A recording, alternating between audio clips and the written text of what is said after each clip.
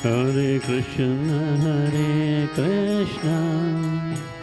Krishna Krishna Hare Hare, Hare Rama, Rama Rama Hare Hare.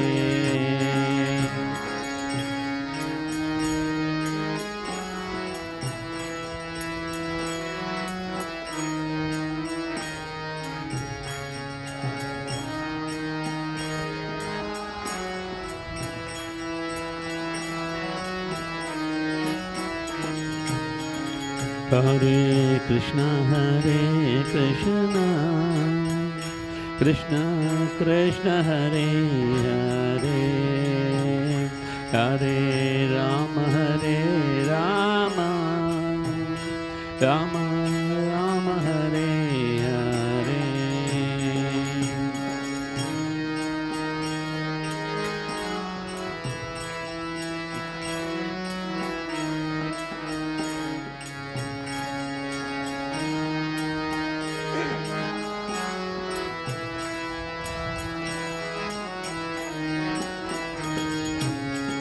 Hare Krishna, Krishna Krishna Hare Hare, Hare Rama, Rama Rama Hare Hare.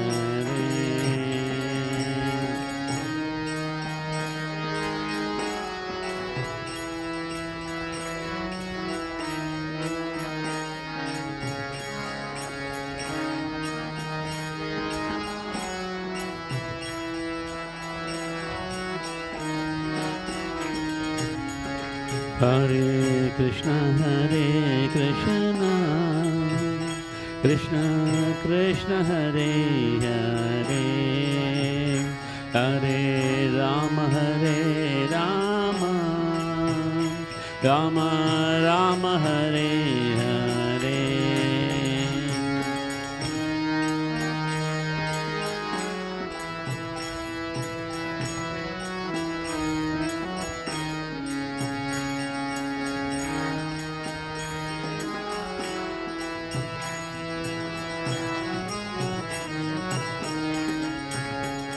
Hare Krishna, Krishna Krishna Hare Hare, Hare Rama, Rama Rama Hare Hare.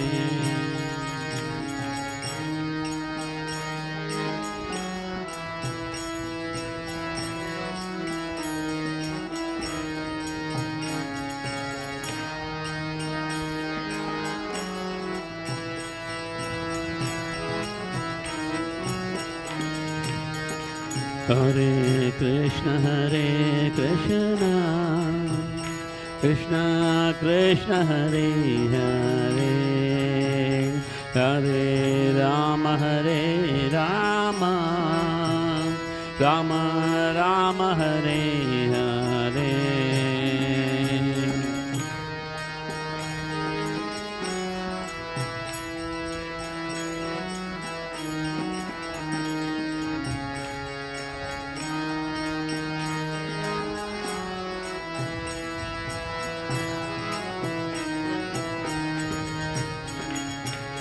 Hare Krishna, Krishna Krishna Hare Hare, Hare Rama, Ram Ram Hare Hare.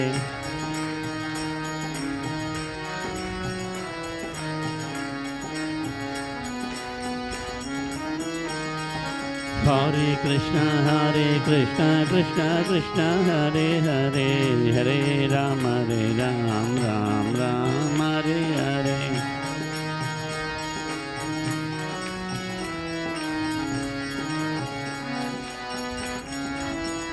Jaya Radha Govinda Saki Vrinda Shri Radhe.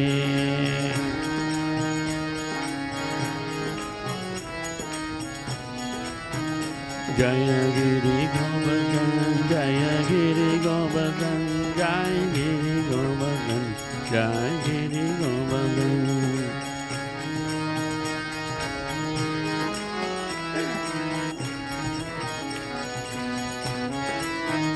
Jaya Govinda Srinivasa Govinda Srinivasa Govinda.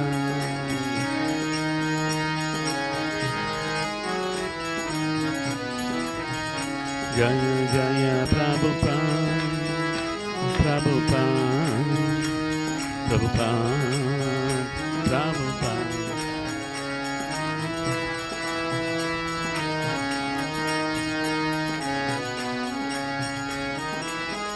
Nitya Gaura Hari Bol Hari Bol Hari Bol Hari Bol.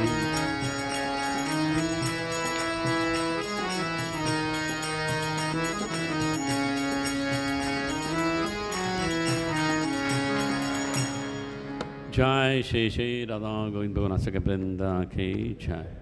Shri Shri Giri Govardhan Ki Jai. Shri Shri Gaur Nitai Ki Jai. Shri Shri Padmavati Balaji Bhagavan Ki Jai. Srila Prabhupada Ki Jai. Gurudev Ki Jai. Nitai Gaur Premanandi Hari Hari Bol. Om Namo Bhagavate Vasudevaya. Om Namo Bhagavate Vasudevaya. Om Namo Bhagavate Vasudevaya. Reading from Śrīmad-Bhāgavatam, Canto 2, Chapter 5, Text number 30. Vaikarikan manojanti Vaikarikan manojajne Deva Vaikarika dosha Digvatarka pachate svi Vani indro panda mitakaha Vaikarikan manojajne Daiva Vaikarika dosha Digvataka pachatosvi Vahini indrupendra mitrakaha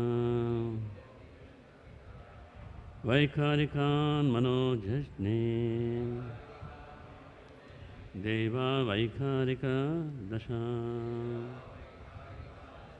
Digvataka pachatosvi Vahini indrupendra mitrakaha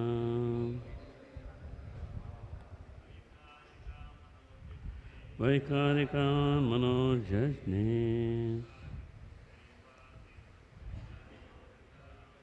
Deva Vaikarika dasha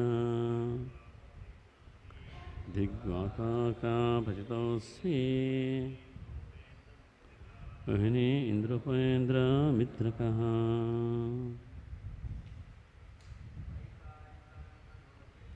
Vaikarikan manojajne Deva Vaikarika dasha Digvataka pachatosvi Vanindropendra mitraka Vaikarika manojajne Deva Vaikarika dasha Digvataka pachatosvi Vani indropendra mitraka.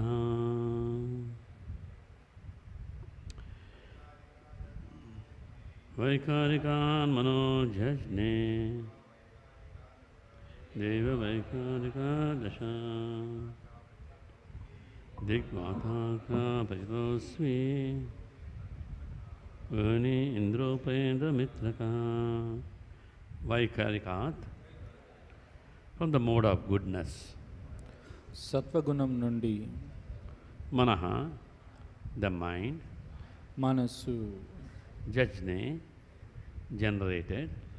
ఉద్భవించెను.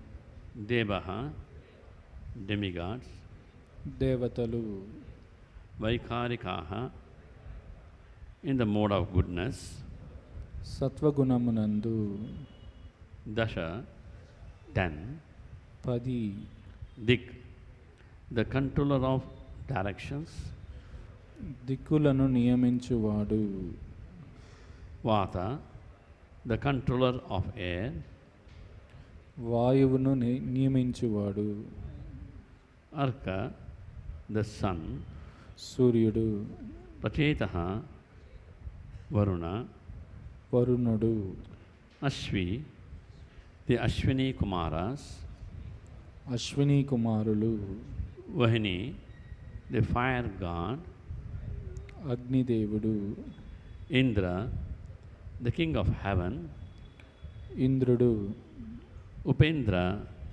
the deity in heaven, ఉపేంద్రుడు, Mitra, one of the 12 Adityas, ద్వాదశ ఆద్యుతులలో ఒకడు, Kaha, Prajapati Brahma. ప్రజాపతియగు బ్రహ్మదేవుడు. Translation and purport by Srila Prabhupada.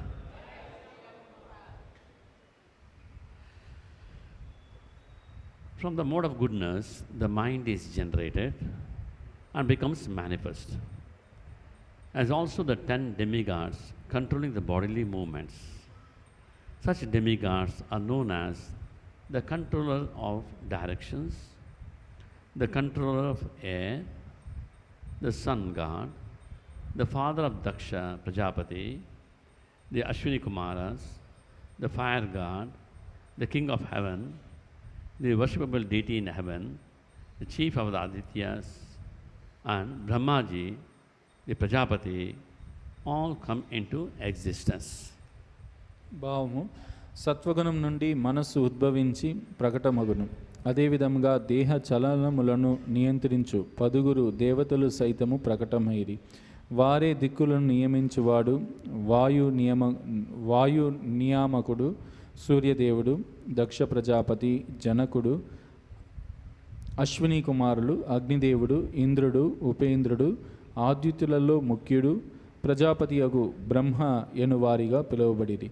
వీరందరూ ఆ రీతిగా ప్రకటమైరి. Purport. Vaikharika is the neutral stage of creation, and Tejas is the initiative of creation, while Tamas is full display of material creation under the spell of the darkness of ignorance. Manufacture of the necessities of life in factories and workshops, accessibly prominent in the age of Kali or in the age of the mission, is the summit stage of the quality of darkness. Such manufacturing enterprises by human society are in the mode of darkness because factually there is no necessity for the commodities manufactured. Human society primarily requires food for subsistence, shelter for sleeping, defense for protection, and commodities for satisfaction of the senses. The senses are the practical science of life, as will be explained in the next verse. Human civilization is meant for purifying the senses, and objects of sense gratification should be supplied as much as absolutely required, but not for aggravating artificial sensory needs. Food, shelter, defense, and sense gratification are all needs in material existence. Otherwise, in a pure, uncontaminated state of original life, the living entity has no such needs. The needs are therefore artificial, and in the pure state of life, there are no such needs. As such, increasing the artificial needs, as is the standard of material civilization, or advancing the economic development of human society is a sort of engagement in darkness without knowledge. By such engagement, human energy is spoiled, because human energy is primarily meant for purifying the senses in order to engage them in satisfying the senses of the Supreme Lord. భాష్యం. వైకారికము సృష్టి యొక్క తటస్థ శక్తి కాగా తేజస్సు సృష్టి యొక్క ఆరంభమై ఉన్నది. ఇక తపస్సు అనున్నది అజ్ఞాన అంధకారమునందు భౌతిక సృష్టి యొక్క పూర్ణ ప్రదర్శనమై ఉన్నది. జీవన అవసరములను కర్మాగారములందు తయారు చేయుట కలియుగము నందు అతి ప్రబలమై ఉన్నది. అది ఏ తమోగుణపు చరమస్థితి అయి ఉన్నది. మానవులచే నిర్వహింపబడు అట్టి కర్మాగారములు తమోగుణము నందు ఉన్నట్టివి. ఏలనన ఆ విధముగా తయారు చేయబడిన వాటి అవసరము వాస్తవమునకు ఏమాత్రము లేదు. మానవులకు ముఖ్యముగా జీవించుటకు ఆహారము, నిద్రించుటకు ఆవాసము, రక్షణకై రక్షణము, ఇంద్రియ తృప్తికై ఇంద్రియార్థములు అవసరం. రాగలు శ్లోకమునందు వివరింపబడినట్లు ఇంద్రియములే జీవనమునకు చిహ్నములై ఉన్నవి. మానవ నాగరికత ఇంద్రియములను శుద్ధపరుచుటకి నిర్దేశింపబడి ఉన్నందున ఇంద్రియార్థములను అవసరమున్నంత వరకే ఒసగవలను కానీ కృత్రిమ భోగావసరములకు అధికము చేయుట కొరకు కాదు. ఆహారము, ఆవాసము, రక్షణము, ఇంద్రియ భోగము ఎనునవి భౌతిక అస్తిత్వమే నందే అవసరములై ఉన్నవి. కలుషిత రహితమగు మూల జీవన స్థితి యందు జీవునకు అట్టి అవసరము లేనే లేవు. అనగా అట్టి అవసరములు కృత్రిమములై ఉన్నవి. విశుద్ధ జీవన స్థితి యందు అట్టి అవసరములు ఉండవు. కృత్రిమ అవసరములను వృద్ధి చేసుకొనుట ఎనున్నది జ్ఞానరహితముగా తపస్సు యందు నియుక్త అగుట వంటిదే. అటువంటి కార్యము ద్వారా మానవ శక్తి వ్యర్థము కాగలదు. ఏలనన దేవదేవుని ఇంద్రియములను తృప్తిపరుచుట యందు ఇంద్రియములను నియుక్తము చేయుటకై వానిని పవిత్రమునర్చుకుంటే మానవ శక్తి ముఖ్యముగా ఉద్దేశింపబడి ఉన్నది. దివ్యేంద్రియములను కలిగి ఉన్నందున దేవదేవుడికి ఇంద్రియాధీశుడు అయ్యున్నాడు. ఋషికములు అని అనగా ఇంద్రియములు, ఈశుడు అనగా ప్రభు అని అర్థం. శ్రీకృష్ణ భగవానుడు ఇంద్రియములకు సేవకుడు కాదు. వేరు మాటలలో ఇంద్రియములు చెప్పినట్లుగా అతడు వర్తించడు. The Supreme Lord, being the supreme possessor of the spiritual senses, is the master of the senses. Rishikesha. Rishika means the senses, and Isha means the master.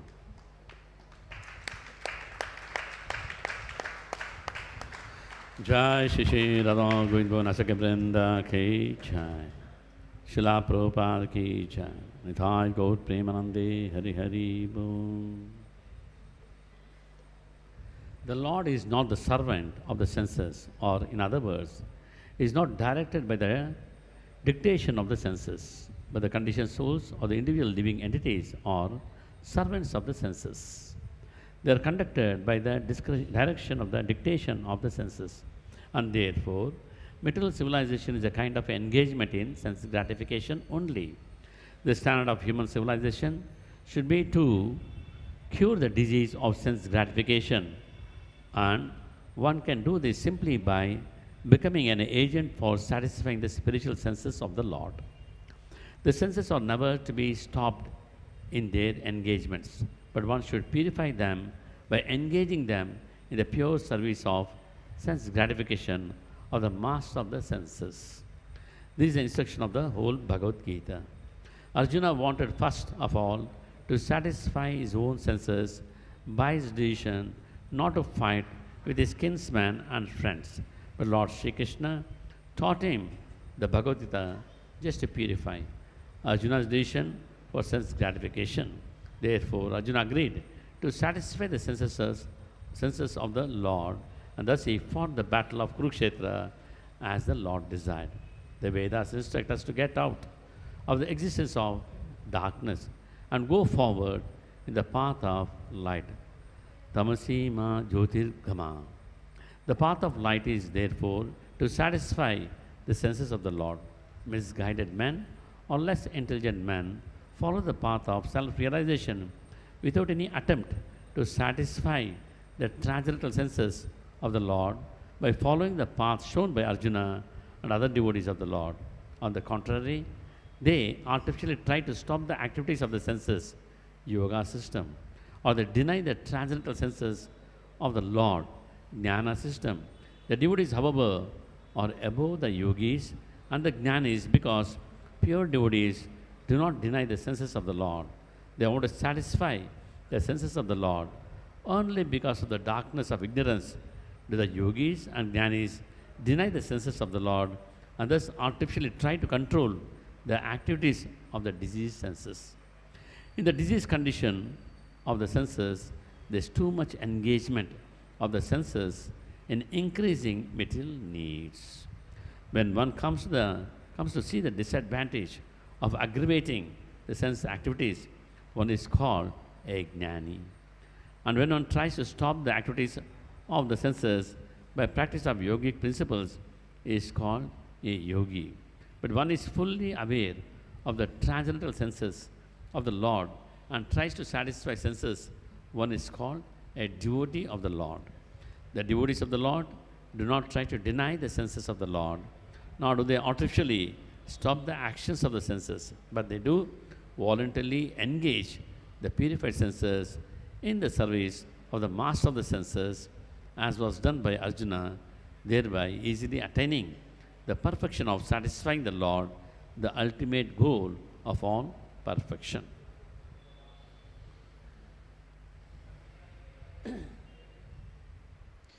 దివ్యేంద్రియములను కలిగి ఉన్నందున దేవదేవుడు ఇంద్రియాధీశుడు ఋషికేశుడు అయ్యున్నాడు. ఋషికములు అనగా ఇంద్రియములు, ఈశుడు అనగా ప్రభు అని అర్థం. శ్రీకృష్ణ భగవానుడు ఇంద్రియములకు సేవకుడు కాడు. వేరు మాటలలో ఇంద్రియములు చెప్పినట్లుగా అతడు వర్తించడు. కానీ బద్ధజీవులు మాత్రము ఇంద్రియములకు దాసులై ఉన్నారు. ఇంద్రియముల నిర్దేశమునందే వారు వర్తింతురు. కనుక భౌతిక నాగరికత ఎనున్నది ఇంద్రియ భోగమునందు ఒకానొక కలాపము మాత్రమే. మానవ నాగరికత ఇంద్రియ భోగ రోగమును కుదుర్చుట కొరకే అయి ఉండవలను. భగవానుని దివ్యేంద్రియములను తృప్తిపరచువానిగా అగుట ద్వారానే మనుజుడు దానిని సాధించగలడు. ఇంద్రియములను వాని కలాపములందు ఎన్నడూనూ నిరోధింపరాదు. ఋషికేశుని విశుద్ధ సేవయందు నియుక్తం చేయుట ద్వారా వానిని పవిత్రమునర్చుటయే మనుజుడు కావింపవలను. భగవద్గీతము ఉపదేశము ఇదియే. బంధువులు మరియు మిత్రులతో యుద్ధము చేయననేది నిర్ణయము ద్వారా అర్జునుడు తొలుత తన ఇంద్రియములను తృప్తిపరుపగోరెను. అతని ఇంద్రియ భోగ నిర్ణయమును శుద్ధపరుచుట కొరకే శ్రీకృష్ణ భగవానుడు భగవద్గీతను అతనికి ఉపదేశించును. కనుకనే శ్రీకృష్ణునికి ప్రియమును గూర్చుటకు అర్జునుడు అంగీకరించెను. ఆ విధముగా దేవదేవుడు కోరినట్లు అతడు కురుక్షేత్ర యుద్ధమున పోరెను. తపస్సు నుండి బయటపడి జ్యోతిర్గ మార్గమున వైపునకు పయనింపమని తమసోమ జ్యోతిర్గమయ వేదములు మనకు ఉపదేశించుచున్నవి. అనగా భగవానుని ఇంద్రియములను తృప్తిపరచుట జ్యోతిర్గ మార్గమై ఉన్నది. తప్పుద్రోవ పట్టిన వారు అర్జునుడు మరియు ఇతర భగవద్భక్తులు చూపిన పథమును చేపట్టుటకు ఏమాత్రము యత్నింపకనే ఆత్మానుభావ పథమును అనుసరింపగోరుదురు. పైగా వారు ఇంద్రియ కలాపములను కృత్రిమగా నిరోధింప యత్నించుటయో లేదా భగవానుని దివ్యేంద్రియములు నిరాకరించుటయో కావింతురు. శుద్ధ భక్తులైన వారు భగవత్ ఇంద్రియములను నిరాకరింపక వానిని తృప్తిపరచగోరినందున యోగులు కన్నను జ్ఞానుల కన్నను అధికులై ఉన్నారు. కేవలము అజ్ఞాన అంధకారమునని యోగులు మరియు జ్ఞానులు భగవత్ ఇంద్రియములు నిరాకరించి రోగగ్రస్త ఇంద్రియ కలాపములను కృత్రిమగా నిరోధింప యత్నింతురు. రోగగ్రస్త స్థితి ఎందు అమితమగు భౌతిక అవసరములలో ఇంద్రియ కలాపములను అధికముగా నుండును. ఇంద్రియ కలాపములను అధికముగా కావించుట ఎందుగల లోపమును గాంచగలిగినప్పుడు మనుజుడు జ్ఞాని అనబడును. యోగ విధానము ద్వారా ఇంద్రియ కలాపములను అతడు నిరోధింప యత్నించినప్పుడు యోగి అని పిలువబడును. కానీ భగవాను దివ్య ఇంద్రియములను గూర్చి సంపూర్ణంగా నెరిగి వానిని తృప్తిపరుప యత్నించినప్పుడు భగవద్భక్తుడు అని పిలువబడును. అట్టి భక్తులు భగవత్ ఇంద్రియములను తృణీకరించుట కానీ కృత్రిమగా ఇంద్రియ కలాపములను నిరోధించుట కానీ చేయరు. అర్జునుడు వనరించినట్లుగా వారు తమ పవిత్ర ఇంద్రియములను స్వచ్ఛందముగా హృషీకేశుని సేవయందు నిలిపి తద్వారా అతనికి తృప్తిని కలిగించుటలో పూర్ణత్వమును సులభముగా సాధించగలగరు. అట్టి భగవత్ ప్రీతియే సమస్త పూర్ణత్వపు చరమ గమ్యమై ఉన్నది. ఓం అజ్ఞానతిమందస్య జ్ఞానాజనశలాకయా చక్షురున్మిలితమైన తస్మై శ్రీగురువే నమః. నమో ఓం విష్ణుపాదాయ కృష్ణప్రేష్ఠాయ భూతలే శ్రీమతే భక్తివేదాంత స్వామినితి నామనే. నమస్తే సరస్వతీదేవే గౌరవాణి ప్రచారిణి నిర్విశేష శూన్యవాది పాశ్చాత్య దేశతాన్ని. జయ శ్రీకృష్ణ చైతన్య ప్రభు నిత్యానంద శ్రీ అద్వైత Gadadhara శివాసది గౌరభక్తవృంద. Hare Krishna Krishna Krishna Hare Hare, Hare Rama Rama Rama Hare Hare. Hare Krishna. So we are reading from Śrīmad-Bhāgavatam, Canto 2, Chapter 5, text number 30, the chapter entitled as The Cause of All Causes. మనం శ్రీమద్-భాగవతము ద్వితీయ స్కందము 5వ అధ్యాయము శ్లోకం సంఖ్య 30ని మనం చర్చించుకుంటున్నాము. అధ్యాయం పేరు సర్వకారణ కారణము. So it's a beautiful verse in continuation. How this world is created. The first thing is the mind. Mind is created by the mode of goodness. But if we follow the religious principles, as per Guru, Sadhu and Shastra, we will be in goodness. But if we just aggravate our senses by practicing unnecessary things in this modern world, then the mind becomes passionate. Then further, if we are careless, then mind will become ignorant. That is almost like material. Material world is made of mode of goodness, passion and ignorance. All three are there. But here is being here the translation from the mode of goodness, the mind is generated. So we got to do activities that is connected to sattva guna. Then it will be easy to move forward to spiritual nature, our nature. కాబట్టి ఈ భౌతిక ప్రపంచం ఎలా సృష్టించబడింది అనేటువంటి విషయం గురించి ఇక్కడ ప్రస్తావిస్తూ ఉన్నారు. ఇక్కడ ఏం చెప్తున్నారంటే సత్వగుణంలో నుంచి మనసు అనేటువంటిది ఉద్భవించింది అని చెప్తున్నారు. మనసు అనేటువంటిది సత్వగుణంలో ఉంటుంది. ఎప్పుడు సత్వగుణంలో ఉంటుంది? మనము శాస్త్రాలలో ఉన్నటువంటి దిశానిర్దేశములు, దాంట్లో ఉన్నటువంటి విధి నియమాలన్నింటినీ కూడా చక్కగా పాటించినప్పుడు మనసు అనేటువంటిది సత్వగుణంలో ఉంటుంది. లేదు మన ఇంద్రియములని మనము ఎట్లా పడితే అట్లా ఆ ఇంద్రియాల యొక్క ప్రలోభానికి గురి అయి ఇంద్రియాలను మనం తృప్తిపరచుకోవడానికి మనం ప్రయత్నం చేస్తే ఆ మనసు సత్వగుణంలో ఉన్నటువంటి మనసు రజోగుణంలోకి దిగజారిపోతుంది. ఇంకా రజోగుణం నుంచి ఇంకా మనసును గాన మనం అట్లే వదిలేసినట్లయితే ఇంకా తమోగుణకి అదేమైపోతుంది? దిగజారిపోతుంది. కాబట్టి ఇక్కడ ఏం చెప్పడం జరిగింది అంటే మనసు అనేటువంటిది సత్వగుణంలో నుంచి ఉద్భవించింది అని చెప్పడం జరిగింది. ఈ భౌతిక జగత్తు అని అంటేనే త్రిగుణములు అని అంటే సత్వగుణము, రజోగుణము, తమోగుణం. ఈ మూడిటితో కూడుకున్నటువంటిదే ఈ భౌతిక జగత్తు. మనం సత్వగుణంలో గాన మన మనస్సుని మనం లగ్నం చేసి సత్వగుణ కార్యక్రమాలు మనం వనరించినట్లయితే అది మన యొక్క ఆధ్యాత్మికమైనటువంటి మన అసలైనటువంటి నిజమైనటువంటి స్వభావం ఏదైతే ఉందో దాన్ని మళ్ళా వెలికి తీయడానికి, దాన్ని జాగృతం చేయడానికి అది సహాయపడుతుంది. So and also Prabhupada says in the purport, the material world means darkness of ignorance, tama. The person who has conquered this, who has raised above this tama, is called Uttama. Right? We say Uttama Purusha. Uttama Purusha means he is free from this material anxiety. He is free from this unnecessary stress of this material world. He is always blissful chanting Hare Krishna, Krishna Krishna, Hare Hare. Hare Rama, Rama Rama Hare. The mind is taken care. By eating Krishna Prasadam and chanting, tongue is taken care. By hearing Bhagavatam, Bhagavad Gita, holy name, the ear is taken care. All the senses he maintains very carefully by practicing the spiritual orders. కాబట్టి భౌతిక జగత్ అంటేనే ఏమిటి అంటే ఇదంతా కూడా తమస్సుతో కూడుకున్నటువంటిది.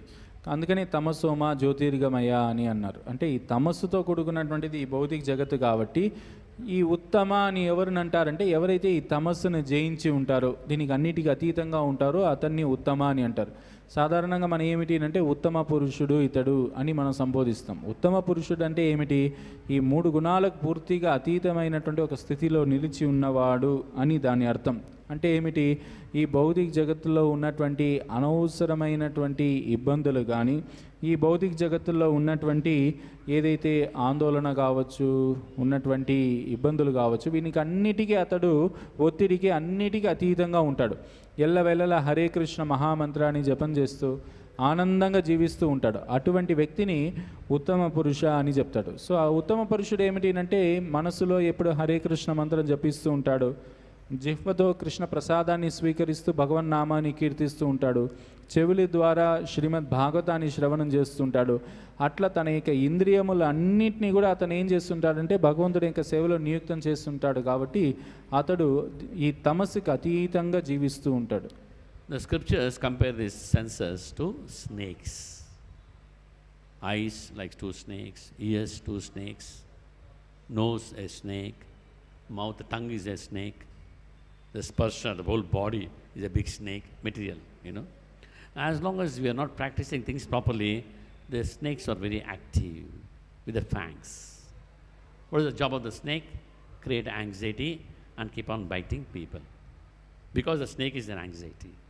So like that, uncontrolled senses will devastate our life. As in the case of Nahusha, yesterday we discussed, yesterday we took the topic pride. Now Nahusha was wonderful actually. As I told, he was without any problem. Nahusha means a perfect person. No defects at all. He is perfect. But what happened? He was so perfect, they lifted him to heavenly planet. But then what happened? Power. So much power he had. And he's very handsome, very powerful, and very good background, lot of opulence, Aishwarya. That went to his head. The pride. From pride what came? Lust. Now he has a wife, beautiful damsels, but still he wanted Indra's wife, Sachi Devi. She's a Pativrata. He wanted her. When the Brihaspati and other advised him, he never bothered. What do you say? Look at me. Who am I? He thought he is God. This is what happens. Ishvara Bhava is there. We all have this Ishvara Bhava. Little or more also. Depends. It's all inside. From outside we cannot see. But the Bhava is inside. You know? That can be seen in our behavior sometimes. Ishvara Bhava. This Nahusha, the Ishvara Bhava was to the peak. He thought he is the God. He can do anything. You know, that's the pride. Such an exalted person, he fell down due to pride. Why? Janma Aishwara Shutashibi. Edamana Madapuman. Madness. Mada. Madness. You know, I'm very handsome. I got the Aishwarya. I have the power.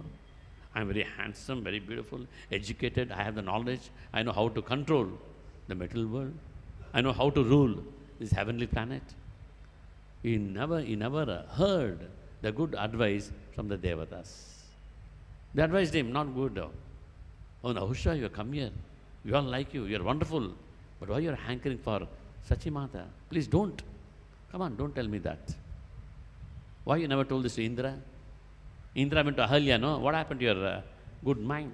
You never advised him then. Why you're advising me? Why you're advising me? When Indra cut off the neck of Vishrupa, that time you could not advise him. Again, comparing nature. When you compare with others, is an indication I am full of pride. He's like that, why not me? He's got so handsome, why not me? He sings so well, why not me? He gives a nice class, why not me? Oh, he's very dear to Guru, to all the devotees, why not me? Comparing. When you keep on comparing means, we should understand the pride is there.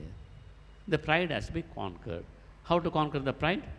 By surrender. Surrender means humility. Without humility, it is not possible to surrender. Pranipatena. Pariprashnena sevaya. A guru means, first thing is pranipatena, submission, surrender. There's an indication of humility. That kind of a person, he will become a Tattva-darshi under the guidance of a Tattva-darshi. కానీ శాస్త్రాలు ఏం చెప్తున్నాయి అంటే ఈ ఇంద్రియాలన్నింటినీ కూడా సర్పాలతో పోలుస్తున్నాయి. ఇప్పుడు సర్పాలు అనేటువంటివి ఒక్కొక్క ఇంద్రియం ఒక్కొక్క సర్పం. ఇప్పుడు కళ్ళు ఒక సర్పము, 2 చెవులు ఒక సర్పాలు, మన ఇక ఉన్నటువంటి నోరు కావచ్చు, స్పర్శ కావచ్చు, ఈ పంచేంద్రియములు మనము 5 రకాలైనటువంటి పాముల్ని మనం ఏం చేస్తున్నామంటే మన శరీరంలో మనం ధరించి ఉన్నాం. ఒకవేళ కానీ ఆ ఇంద్రియములన్నింటినీ కూడా మనం చక్కగా దాన్ని భగవంతుని యొక్క భక్తియుక్త సేవలో నియుక్తం చేయకుండా ఉన్నట్లయితే అది ఎలాంటిది అంటే అది విషం ఉన్నటువంటి పాములు లాంటిది. ఆ పాములు ఏం చేస్తుంటాయి, ఆ పాములు ఎప్పుడు అవి భయపడుతూ ఆందోళనతో ఉంటూ అవి ఆందోళన పడుతూ అందరిని దగ్గర వచ్చేటువంటి వాళ్ళందరినీ కూడా కాటేసేస్తుంది. అట్లా ఎప్పుడైతే ఇంద్రియములు మనం చక్కగా నియంత్రించకుండా ఉంటామో అది ఏమవుతాయి, ఆ కొర్రలు లేనటువంటి పాము అని అంటే ఏమిటి, చక్కగా మనము సేవలో నియుక్తం అవుతే అవి కొర్రలు ఉండదు, దానివల్ల హాని కలగదు మనకి. ఒకవేళ ఇంద్రియ భోగంలో నియుక్తమైనామనుకోండి, కృష్ణ చైతన్యంలో నియుక్తం కాలేదు, అప్పుడు ఏమవుతుంది, ఎట్లయితే పాము వల్ల మనకి ఇబ్బంది కలుగుతుందో అట్లా ఈ 5 సర్పాలతో మనకేమవుతుంది, అనవసరమైనటువంటి ఎక్కడలేని మనకు ఇబ్బందులు, కష్టాలు, ఆందోళనకు మనకు అది దారి అవుతాం.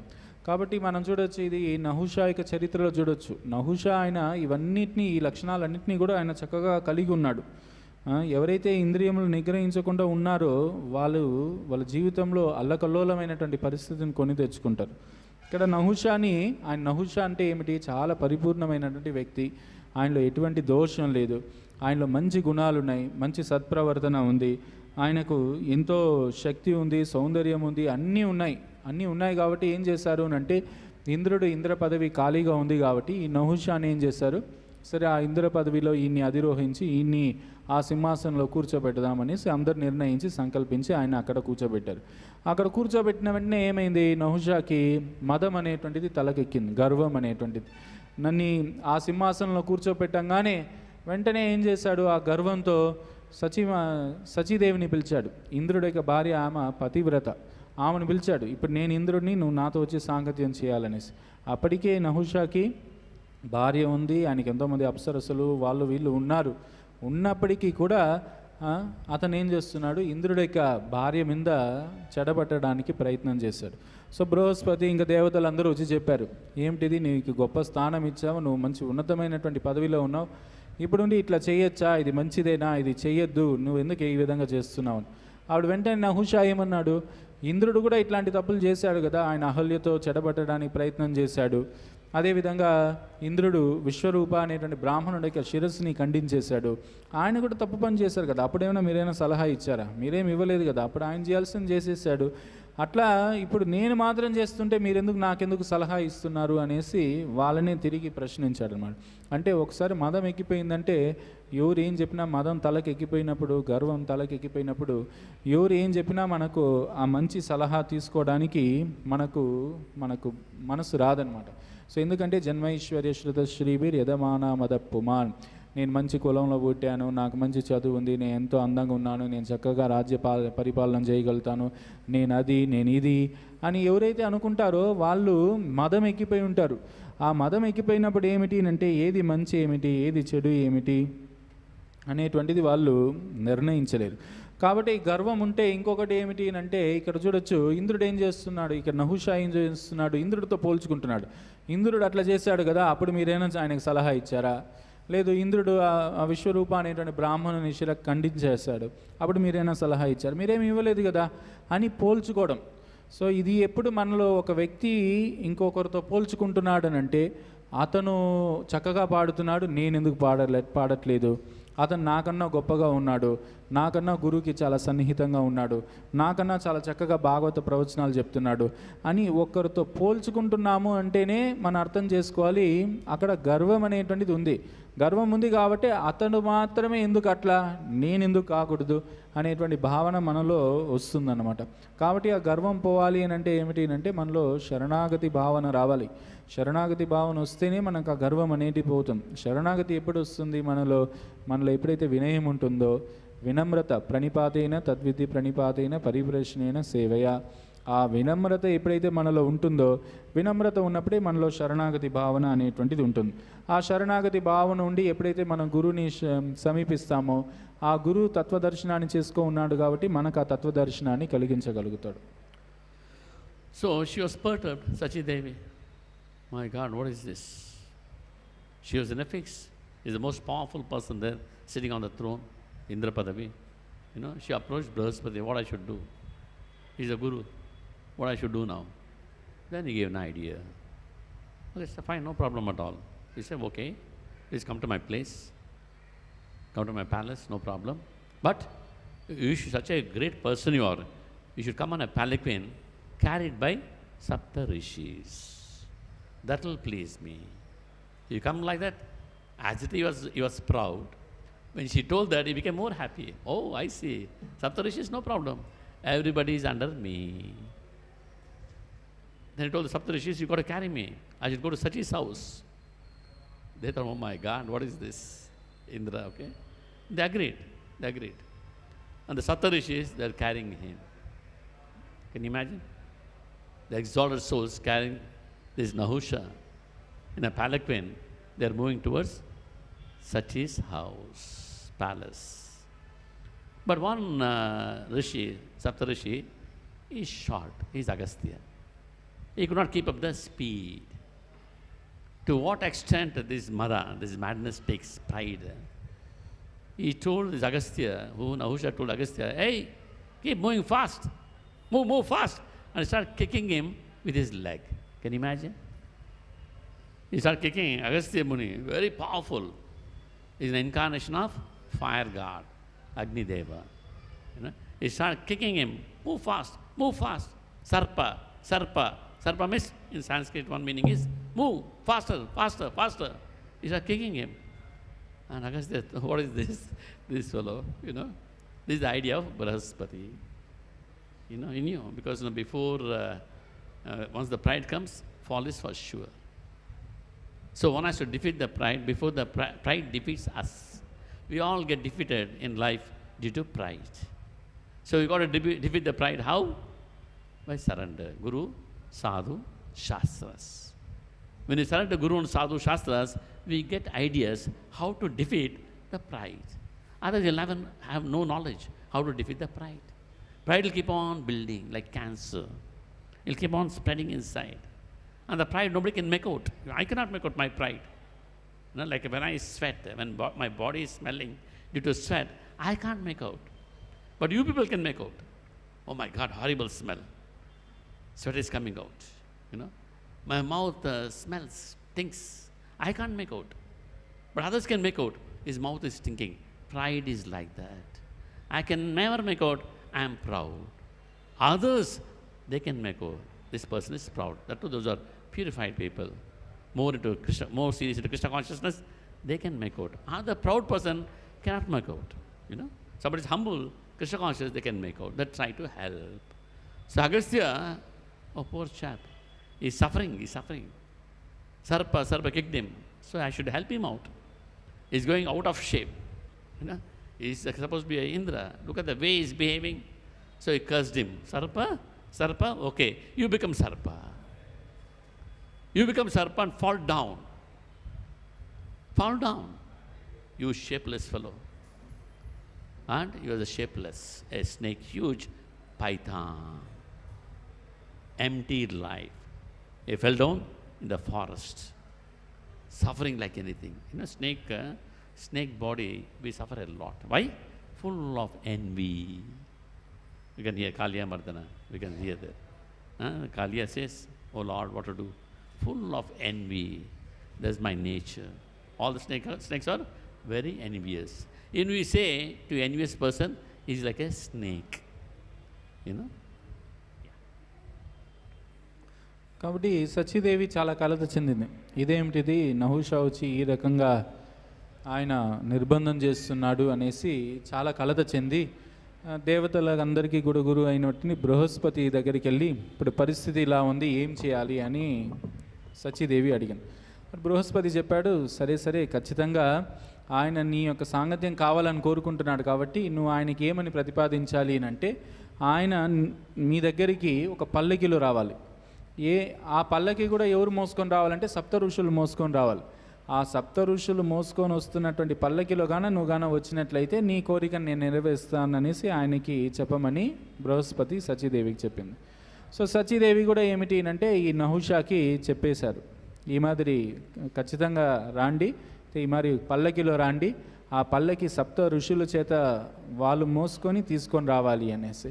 సో ఇంకా నహుషా చెప్పంగానే నహుషా కూడా చాలా ఆనందపడ్డారు.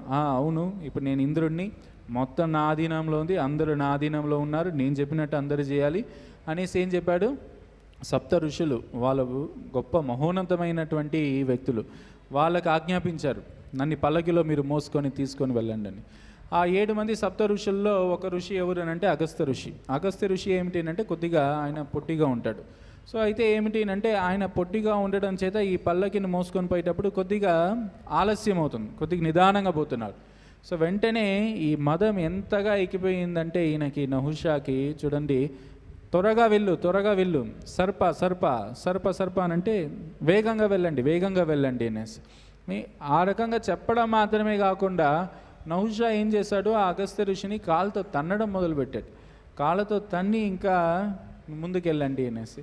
అప్పుడు అగస్త్య ఋషికి వీళ్ళకందరికీ అర్థమైంది ఇతను ఎంత మదం ఎక్కిపోయి ఉన్నాడు.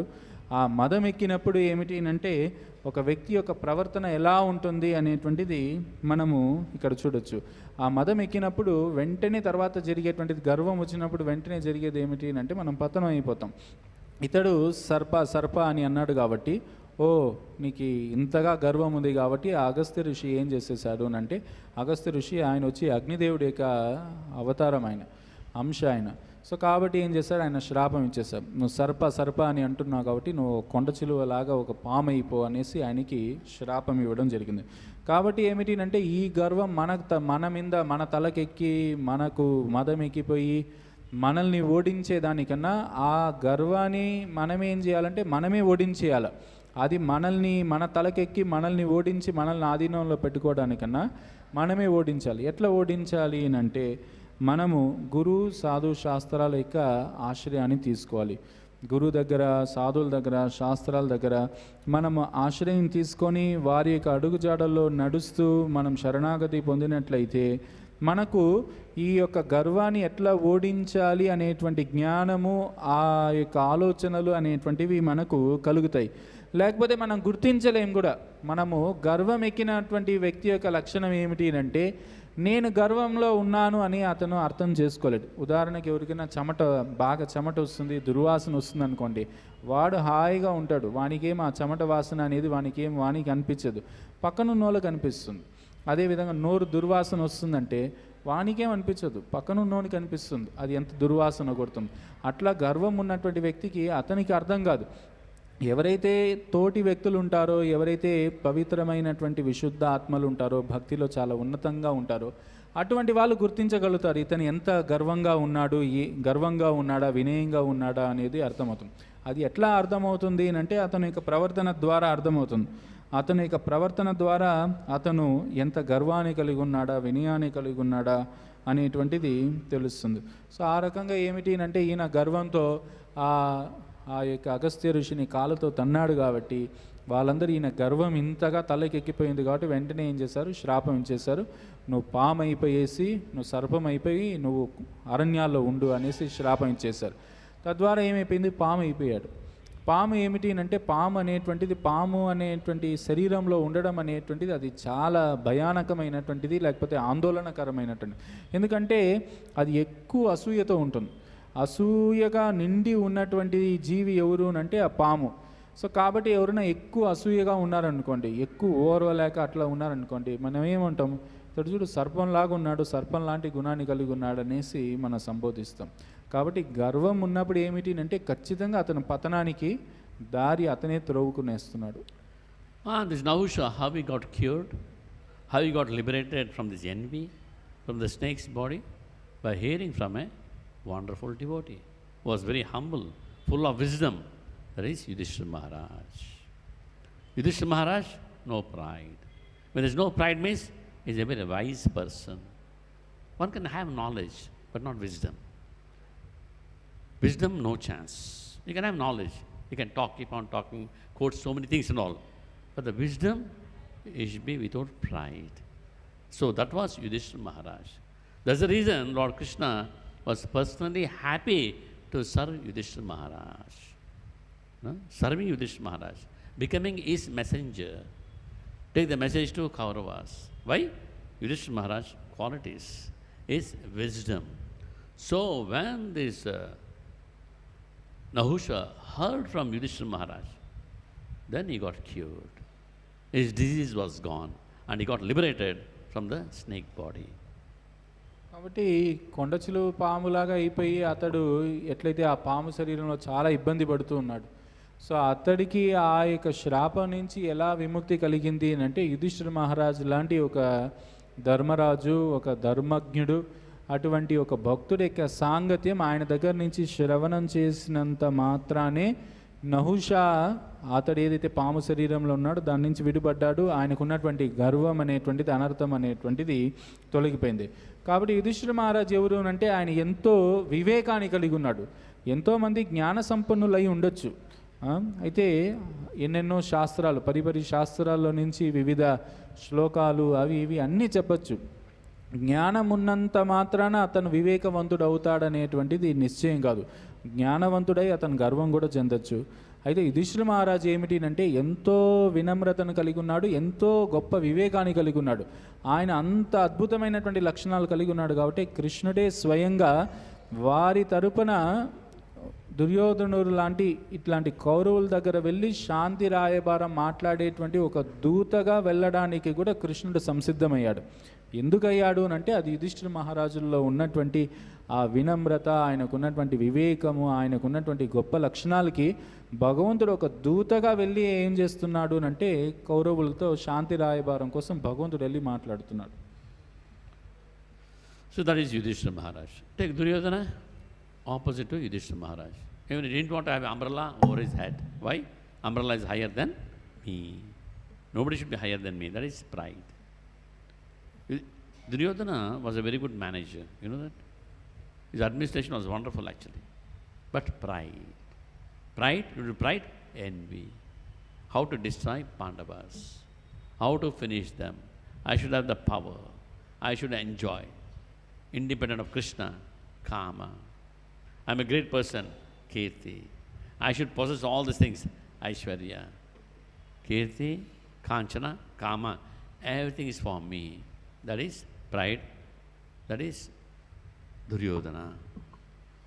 కాబట్టి యుధిష్ఠిర మహారాజు దగ్గర నుంచి శ్రవణం చేసి నహుష ఎవరైతే శ్రాపంతో పాముగా మారిపోయాడో ఆయన దాని నుంచి ఉద్ధరింపబడ్డాడు. సో అయితే దుర్యోధనుడు యొక్క విషయాన్ని కానీ మనం చూసినట్లయితే దుర్యోధనుడు చక్కటి యాజమాన్యంలో చక్కగా నిర్వర్తించేటువంటి నాయకుడుగా ఉన్నాడు. చక్కగా అన్నిటినీ పరిపాలిస్తున్నాడు, చక్కటి యాజమాన్యం చేస్తున్నాడు, అన్నీ కూడా చక్కగా జరుగుతున్నాయి. ఈ పరిపాలించేటువంటి విషయంలో ఆయన చాలా దక్షుడుగా ఉన్నా కూడా ఆయనలో ఉన్నటువంటి లోపం ఏమిటంటే గర్వం, అసూయ.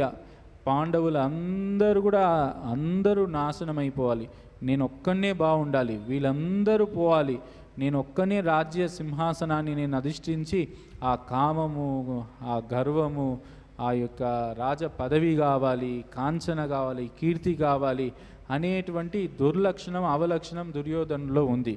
అది అందుకు అతనికి ఉన్నటువంటి సమస్య. అతను ఎంతో చక్కగా పరిపాలన చేసేటువంటి సమర్థత, దక్షత అన్నీ కలిగి ఉన్నా ఆయన లోపల ఇటువంటి దుర్లక్షణాలు ఆయనలో ఉన్నాయి. And Prabhupada touches a beautiful point. Excessively prominent in the age of Kali or in the age of mission. Prabhupada compares Kali to age of mission. You see? We are very happy, right? Very sophisticated phones, sophisticated computers, sophisticated machines, cars, scooters, everything. We are very proud, you know. The pride is destroying us. That pride is destroying us. Today you see, for example, take this mobile phone. This is destroying the whole world. This WhatsApp and Facebook. Before the WhatsApp and Facebook could come, there was less divorces in the world. But today, 1,000 times it has increased around the world. Around the world, 1,000 times it has increased after WhatsApp and Facebook. Families are breaking like anything in India and around the world. This is the mission doing that. కాబట్టి ఇక్కడ ప్రభుపాదులు వారు ఏమంటున్నారు అంటే జీవన అవసరములను కర్మాగారములందు తయారు చేయుట కలియుగం యంత్రయుగం నందు అతి ప్రబలమై ఉన్నది. ఈ కలియుగం అంటే ఏమిటి అంటే ప్రభుపాదులు వారు ఇక్కడ ఏమంటున్నారు, యంత్రయుగం అని అంటున్నారు. మనందరం చాలా గర్వం చెందుతూ ఉంటాం, మా దగ్గర అది ఉంది, సెల్ ఫోన్ ఉంది, వాహనాలు ఉన్నాయి, అవి ఉన్నాయి, ఇవి ఉన్నాయి, ఇవన్నీ సాధించాము, ఇవన్నీ మేము పుట్టించాము లేకపోతే తయారు చేసాము, ఇవన్నీ ఉన్నాయి అని ఎంతో గర్వం చెందుతున్నాం. ఇప్పుడు ఉదాహరణకి ప్రభు దగ్గర ఒక ఫోన్ ఒకటి ఉంది, అందరి దగ్గర కూడా ఉంది. ఆ ఫోన్ కానీ మనం చూసినట్లయితే దాంట్లో వాట్సాప్, ఫేస్బుక్ రాకముందు పరిస్థితులు అన్నీ కూడా అవంతకు అవి సాఫీగా పోతూ ఉన్నాయి. ఇప్పుడు ఈ ఫేస్బుక్లో, వాట్సాప్లో వచ్చిన తర్వాత ఏదైతే విడాకులు ఉన్నాయో, ఈ విడాకులు ఏదైతే జరుగుతున్నాయో 1000 ఇంతలు పెరిగిపోయింది.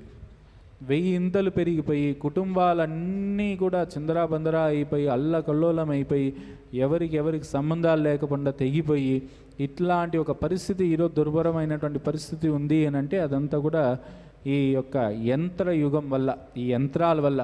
అయితే మనం దాన్ని చూసి ఏం చేస్తున్నాం, చాలా మురిసిపోతున్నాం, ఇవన్నీ మనకున్నాయని గర్వం చెందుతున్నాం.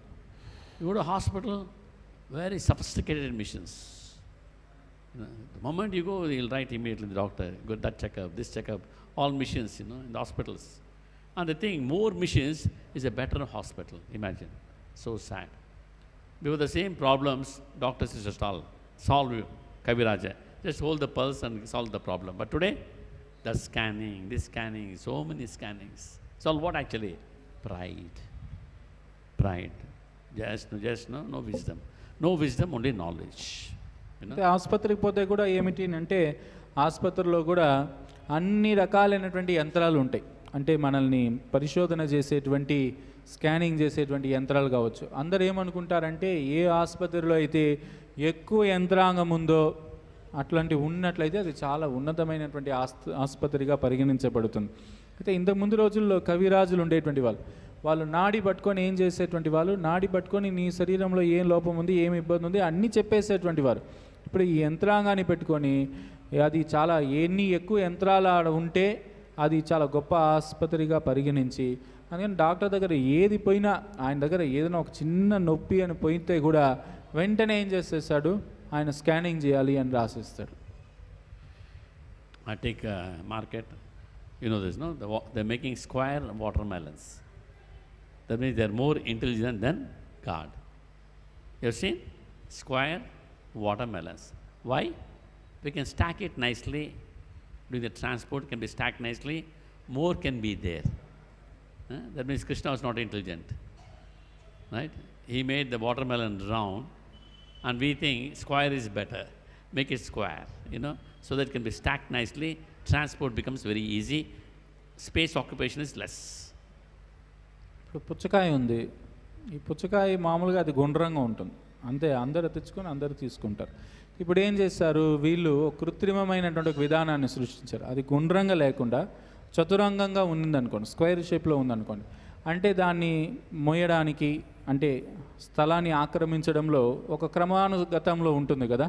సో వీళ్ళు ఏమనుకుంటున్నారు, వీళ్ళు ఎందుకు ఈ రకంగా సృష్టిస్తున్నారంటే వాళ్ళు అనుకుంటున్నారు వాళ్ళే మేధావులు అనుకుంటున్నారు. భగవంతుడికి ఆయనకేం తెలివి లేదు, మాకు తెలివి ఉంది, మేము చాలా మేధావులము అనేటువంటి ఉద్దేశంతో ఏం చేస్తున్నారంటే ఆ పుచ్చకాయ గుండ్రంగా ఉండేటువంటిది గుండ్రంగా లేకుండా దాన్ని చతురంగం చేస్తే తద్వారా ఏమిటినంటే అది తరలించడానికి, ఒక చోట దాన్ని నిలువ చేయడానికి అంత కూడా బాగుంటుంది అని ఇటువంటి తెలివితేటలన్నీ ఇప్పుడు ఉపయోగిస్తున్నారు. Then they face the problem. Stacking the square ones, there is no aeration. It's getting spoiled. You cannot store it for a long time. Oh, it's better is round. Okay. మళ్ళీ ఇప్పుడు ఇంకొక సమస్య వచ్చింది. అది చతురంగంగా ఉండి స్క్వేర్ షేప్లో ఉందనుకోండి పుచ్చకాయ, అక్కడ గాలి ఆడదు. గాలి ఆడకపోతే మళ్ళీ అది ఇబ్బంది అయిపోతుంది, ఎక్కువ రోజులు అది నిలువ ఉండదు. ఇది మంచిది కాదు, మళ్ళీ గుండ్రంగా ఇంత ముందులా గుండ్రంగా ఉంటేనే మంచిది అనేసి మళ్ళీ దానికే తిరిగి వస్తున్నారు. Now they stop the squares. They stopped it. Let me original, that's better, round is better. You think Krishna does, So that is the problem. It's all due to pride. Pride, because there is no education from Guru, Sadhu and Shastra. They have education, mundane education. What Prabhupada says, mundane education, just mundane education makes you a very good ass. కాబట్టి ఏమిటి అంటే మళ్ళీ అది గుండ్రంగా ఉంటేనే బాగుంటుంది అనేసి వాళ్ళు గుండ్రంగానే అట్లే పెట్టారు. అంటే దీని అర్థం ఏమిటి అంటే కృష్ణుడికి ఏమైనా తెలీదా ఆ పుచ్చకాయ ఎట్లా ఉండాలో, అది ఎట్లా ఉండాలి, దాని పరిమాణం ఎంత, ఎట్లుంటే బాగుంటుంది అని భగవంతునికి తెలుసు. వీళ్ళు ఏమిటి అంటే మాకు దేవుడి కన్నా భగవంతుని కన్నా మాకు మేమే మేధావులము, మాకే బాగా తెలుసు అనేసి వాళ్ళు మళ్ళీ దాన్ని చతురాంగంలో దాన్ని మళ్ళీ తయారు చేయడం మొదలుపెట్టారు. మళ్ళీ అర్థం చేసుకొని మళ్ళీ గుండ్రంగా చేశారు. ఇదంతా ఎందుకునంటే గర్వం అనమాట. ఇదంతా గర్వం, నేను ఏమన్నా చేయగలుగుతాను అనేటువంటి గర్వం తలకెక్కిపోయినప్పుడు ఇటువంటి పనులన్నీ చేస్తాం. అందుకనే భక్తి వినోద్ ఠాకూర్ల వారు ఆయన ఒక కీర్తన పాడారు. ఏమిటి అంటే ఈ భౌతికమైనటువంటి చదువు విద్య ఏదైతే ఇప్పుడు అందరూ కూడా నేర్చుకుంటున్నారో చదువుకుంటున్నారో అది ఏం చేస్తుందంటే ఒక వ్యక్తిని మంచి గాడిదగా తయారు చేసి పెడుతుంది అంతే. దాన్ని తప్పితే ఇంకేం ఉపయోగం లేదు. Pride means Nahusha. What is the meaning? As I told, pride, what it denotes? Duryodhana, what it denotes? Pride. Hiranyakashipu, Mada is for the pride. What it denotes? Me, me, me, me, me, me, me, me, me, me, me, me. That's all. No chanting and all. Only me chanting. So కాబట్టి ఏమిటి అంటే ఈ నహుషా కావచ్చు, దుర్యోధనుడు కావచ్చు. దుర్యోధనుడు మనం ఇంతకుముందు చెప్పుకున్నాం, ఆయన పైన శిరస్సు పైన అది గొడుగుంటే కూడా ఆయన ఇష్టపడాడు. ఆయన పైన ఏది ఉండకూడదు, గొడుగే ఉండకూడదు. ఎందుకంటే ఆయన పైన ఉంది కాబట్టి అది ఉండకూడదు.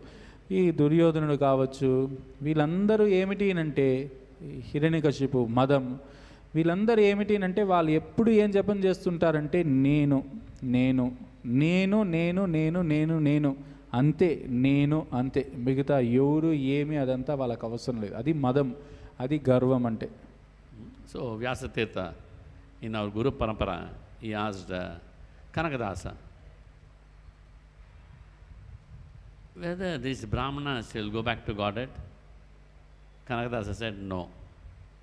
This person very good, he knows all the Vedas, will he go back to Godhead? No. Then he will go back to Godhead?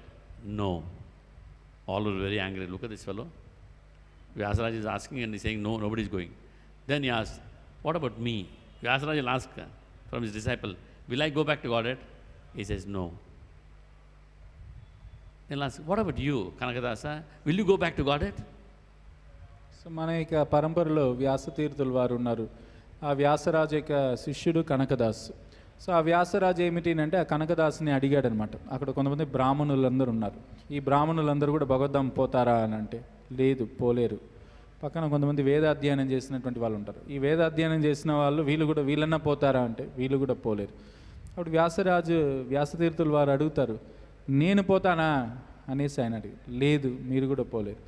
నువ్వు పోతావా కనీసము అని అడిగారు. Then he says in Kannada, Nanu hodare hodenu. If I go, I will go. The I, నేను పోతే పోతాను. అంటే దాని అర్థం తర్వాత కనకదాసి ఏం సమాధానం చెప్పాడంటే నేను అనేటువంటి భావన ఏదైతే ఉందో అది పోతే నేను పోతే పోతాను. You understand? You got it? You all got it? Nanu hodare hodenu. That I, right? We are all I specialists, right? Not this I. English I. We are all I specialists. That the specialization should go. Then we will go chanting Hare Krishna, Krishna Krishna, Hare Hare, Hare Rama, Rama Rama, Hare Hare. That's why only the I goes, then you can constantly chant the holy name. Chanting the holy name constantly means we are in the spiritual world. Not necessarily to go anywhere. He is in the spiritual world. He or she. Trunadapi sunichena, tarorapi saishnana. Amanina manadena, kirtanya sadahari. Humble as a blade of grass, tolerant as a tree, giving respect to others, not anticipating any respect in return, means he is in the spiritual world. He can constantly chant the holy name of the Lord. Constantly chanting the holy name of the Lord means he is with Krishna. Being with Krishna, he is liberated in supreme. That is the beauty with that verse.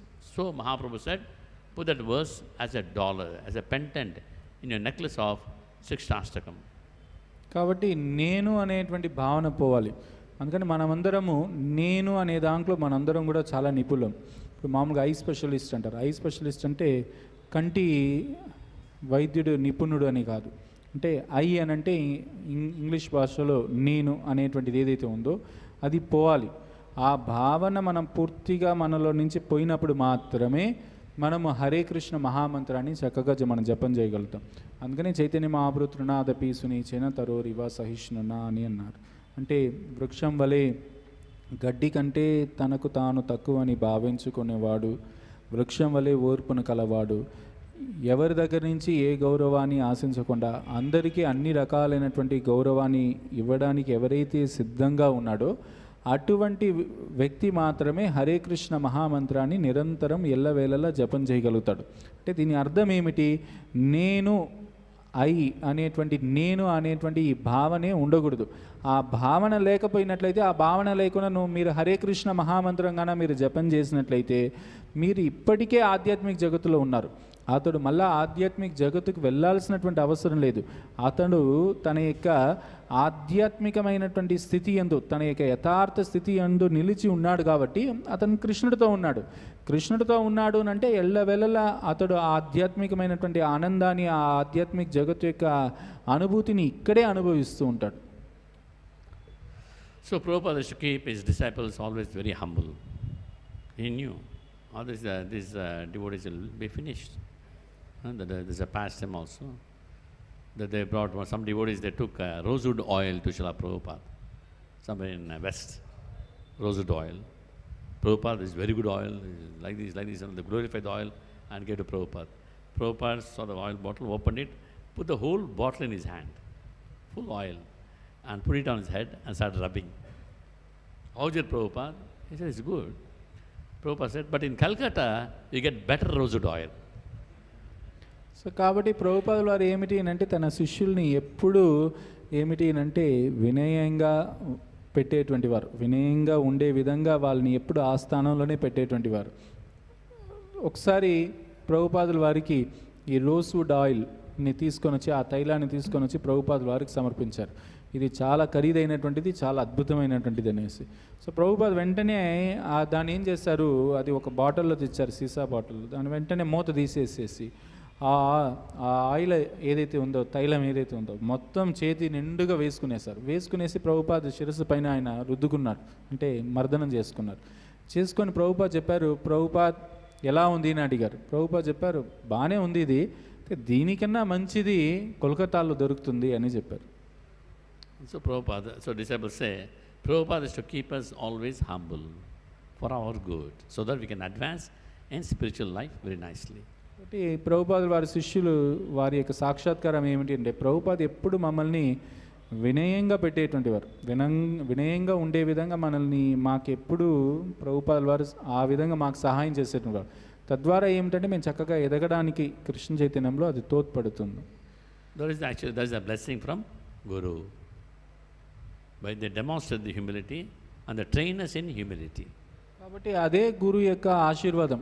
గురువు మనల్ని ఆ రకంగా వినయంగా పెడుతున్నాడు అని అంటే అది మనకు అనుగ్రహం. అది వాళ్ళు వినయాన్ని కలిగి ఉంటారు, ఆ వినయాన్ని మనకు ఆ రకంగా వాళ్ళు నేర్పిస్తారు. Some years back I met Radhanath Swami in Kumbh Mela, Nasik Kumbh Mela. I met Maharaj. Maharaj asked me, how are you? Everything's fine. Then I said, Maharaj, please forgive me. He asked me, why? Maharaj, I'm scared to offer obeisances to you, because if I offer obeisances to you, you will offer. So I'm very sorry. Yeah, you're right. Yes, if you offer obeisances to me, I'll offer, right? So you don't offer obeisances, I will offer. And he offered. My heart broke, I fell down.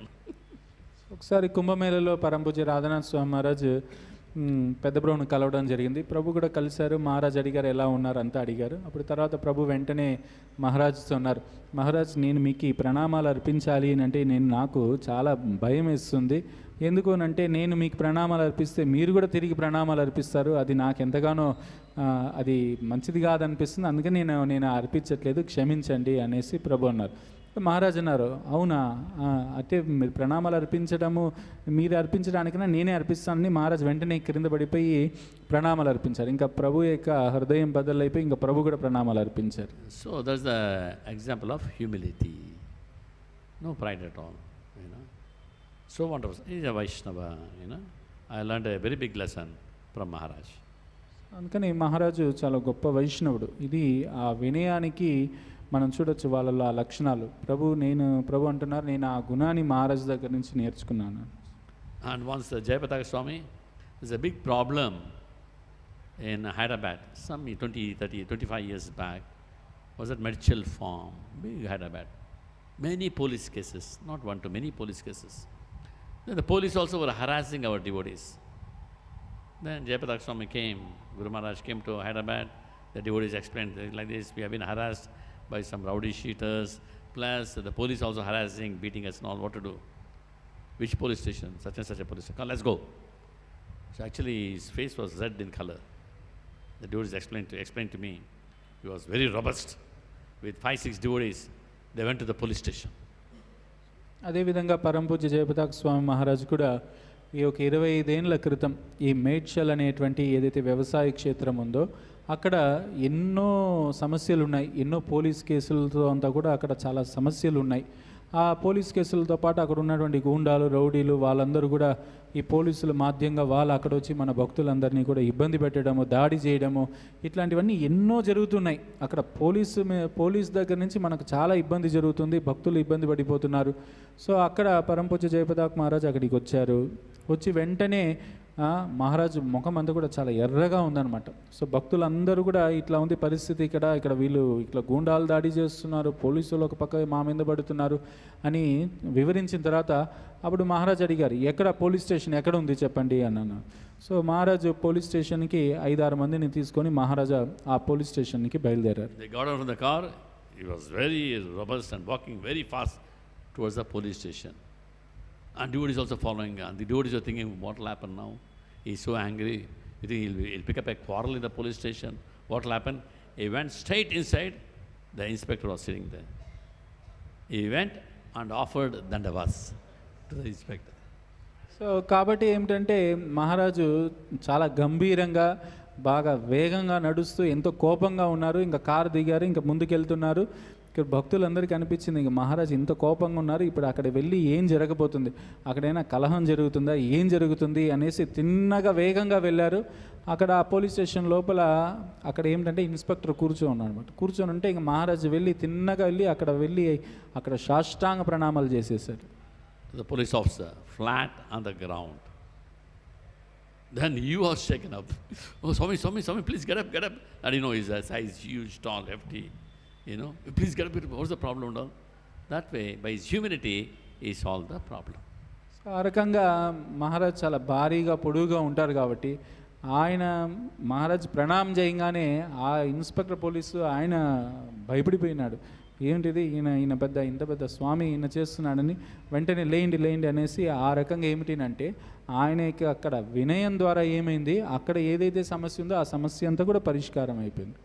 And Mahaprabhu, Sri Krishna Chaitanya Mahaprabhu, how he conquered Prakashananda Saraswati and all the devotees, something like 60,000 disciples of Prakashananda Saraswati, they all got converted to Vaishnavism, chanting Hare Krishna. They're all just chanting Vedanta Sutras, you know. How he conquered?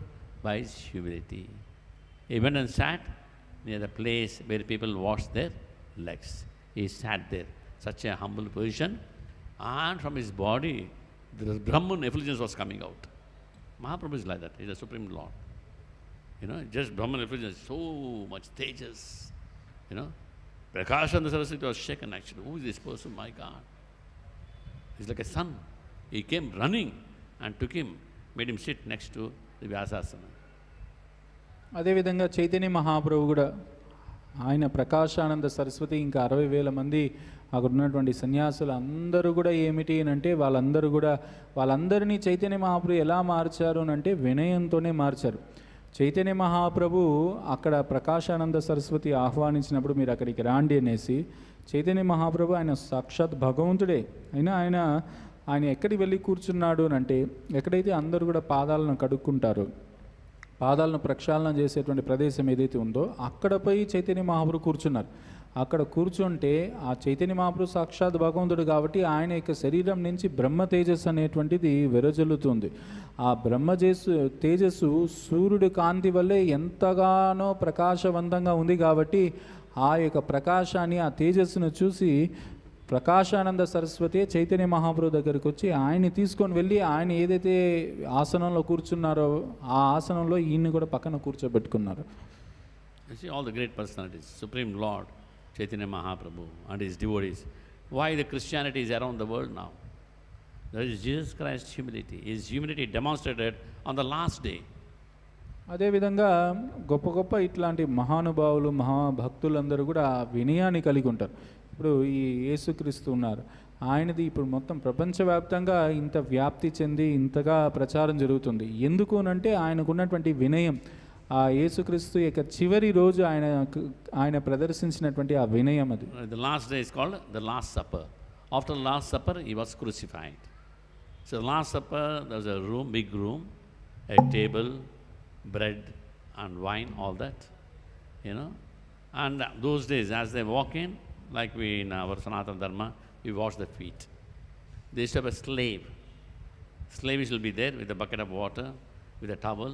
He'll pour the water, and the slave will wipe the people's feet with the towel.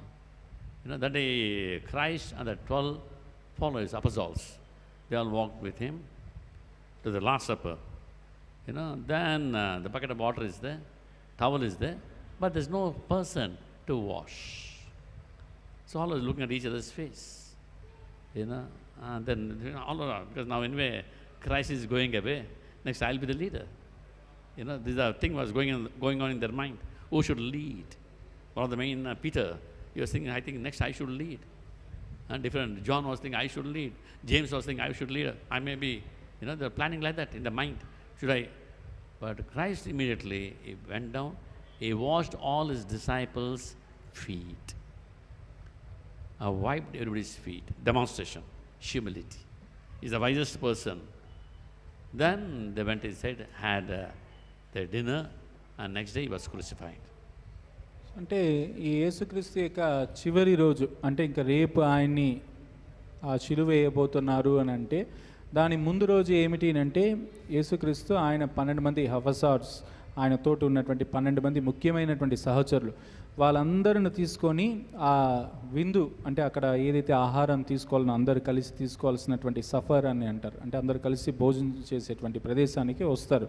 అయితే అక్కడ పద్ధతి ఆనవాయితీ ఏమిటి అంటే అట్లా ఆ గది లోపలికి అందరూ కూడా తినేటువంటి ఆ భోజనాలయంలోకి ప్రవేశించాలి అని అంటే అక్కడ ఆనవాయితీ ఏమిటి అంటే అక్కడ ఒక బకెట్ ఉంటుంది, అక్కడ ఒక చిన్న మగ్గు ఉంటుంది, మగ్గు అంటే ఏదో పాత్ర ఉంటుంది, వస్త్రం ఉంటుంది, గుడ్డ ఉంటుంది. ఎవరైతే లోపలికి వస్తారో మొట్టమొదట ఏం చేయాలి, అక్కడ కాళ్ళు కడిగి, అక్కడ లోపల వచ్చేటువంటి వ్యక్తులకి ఏం చేయాలి, కాళ్ళు కడిగి వాళ్ళతో గుడ్డతో తుడిచి మళ్ళీ వాళ్ళు లోపలికి వెళ్ళి వాళ్ళు ఏం చేయాలి అంటే ఆహారాన్ని తీసుకోవాలి. అయితే ఈ యేసుక్రీస్తు ఆయనతో పాటు ఆయన దగ్గర ఇంకా 12 మంది ఎవరైతే ఆయన ఇంకా ఈ యొక్క ఉద్యమాన్ని ముందుకు తీసుకొని వెళ్ళాలనేసి వాళ్ళందరినీ కూడా తీసుకొని ఆయన లోపలికి వస్తున్నారో వాళ్ళ మనసుల్లో అంతా ఏం పోతుంది అంటే ఆ 12 మంది సహాయకులు లేకపోతే సేవకులు వాళ్ళ మనసులో ఏం పోతుందంటే ఇంకా ఈయన రేపు ఇన్ని శిలువ వేసేస్తే ఇంకా మేమే నేనవుతానా, అతడవుతాడా, ఎవరు అవుతారు, నేనే అవుతాన్న దాంట్లో పీటర్ అని ఒక ఆయన ఉన్నాడు. ఆయన అనుకున్నాడు ఇంకా నేనే ఇంకా తర్వాత దీని అన్నిటినీ కూడా రాజుని నేను అని ఆయన భావిస్తున్నాడు.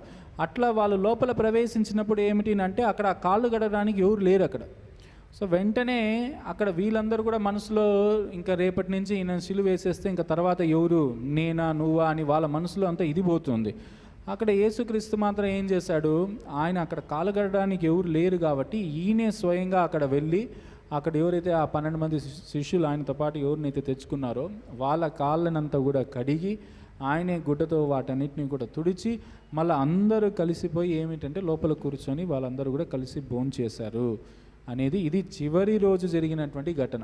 సో ఆయన యేసుక్రీస్తు అయినా ఆయన వినయం అనేటువంటి గొప్ప గుణాన్ని ఆయన కలిగి ఉన్నాడు.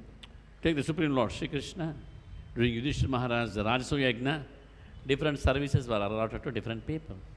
Bhima for catering, Karna for dana, charity, and for caring people, different things. But what Lord Krishna took, the service? Washing the feet of the sadhus and the rishis. Just imagine the Supreme Lord, is demonstrating, washing everybody's feet. That's the service he took. అదేవిధంగా యుధిష్ఠిర మహారాజు ఈ రాజసూయ యజ్ఞాన్ని నిర్వర్తించినప్పుడు అప్పుడు ఒక్కొక్కరు ఒక్కొక్క సేవా బాధ్యతలను తీసుకున్నాడు. భీముడు ఏమో అందరికీ కూడా వడ్డించేటువంటి సేవ, అట్లా ఒక్కొక్కరు ఒక్కొక్క సేవా బాధ్యతలను తీసుకున్నారు. అయితే అక్కడ కృష్ణుడు ఆ రాజసూయ యజ్ఞానికి ఎవరైతే సాధువులు వచ్చారో ఆ సాధువుల అందరి యొక్క పాదాలను ప్రక్షాళన చేసి జలాన్ని పోసి వాటిని చక్కగా కడిగి తుడిచేటువంటి ఆ సేవను సాక్షాత్ భగవంతుడు ఆ సేవను తీసుకున్నాడు. So our first offense what we committed is pride, false ego. Why I should not be like God, Krishna?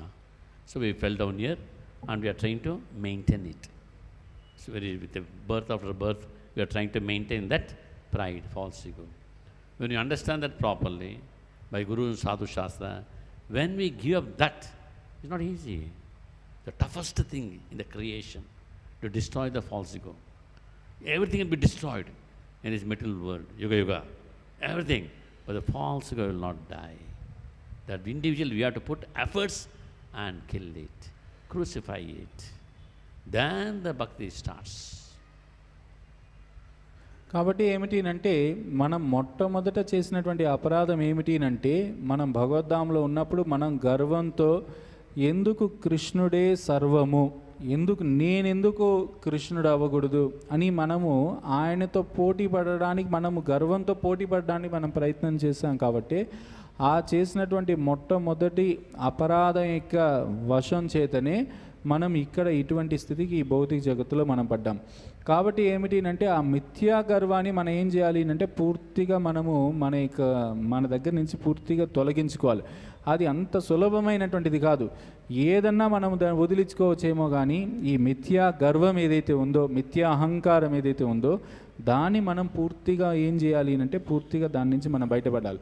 దాని నుంచి ఎప్పుడైతే మనం నిజంగా బయటపడతామో అప్పుడే అసలైనటువంటి భక్తి అనేటువంటిది ప్రారంభమవుతుంది.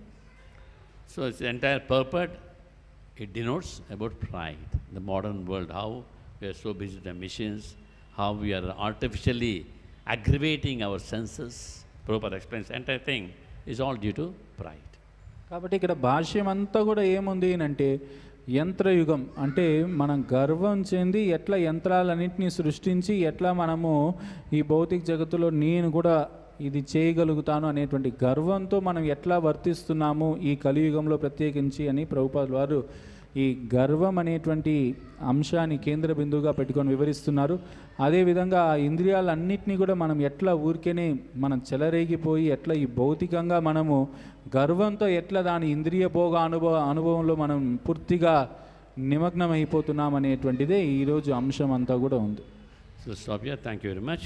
గ్రంథరాజ్ Śrīmad-Bhāgavatam ki, Śrīla Prabhupada ki, Nithāya Gaur Premanande, Hari Hari Bol.